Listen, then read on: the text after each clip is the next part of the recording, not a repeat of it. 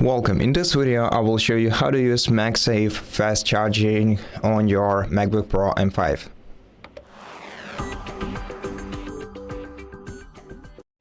So to charge your device with a MagSafe cable, first locate the MagSafe connector or the port on the left edge of your MacBook, right next to your device's display. So simply grab a cable connected into the power adapter and just keep it close to the port. It will connect magnetically. Now if you want to remove it, you want to slightly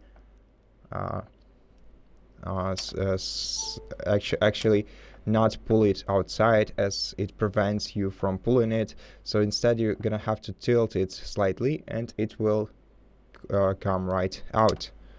Now as for the fast charging, the cable itself is not responsible for fast charging your device. Of course, use the original Apple cable if you like your fast charging to work properly, but the main thing here is actually the AC adapter that you're using. So I'm using the 60 watt AC adapter, which will not support fast charging. Actually, to use fast charging on your MacBook, you're gonna have to get yourself a 96 watt USB power adapter, or if you're using a 16-inch laptop, then you're gonna have to get yourself a 140 watts adapter, and then connect your MagSafe cable to your adapter, and then of course plug it into the power source.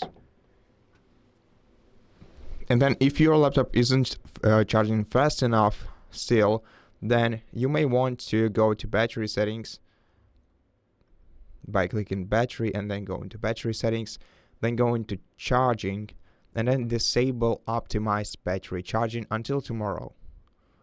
And wait for a moment and your fast charging will start working properly.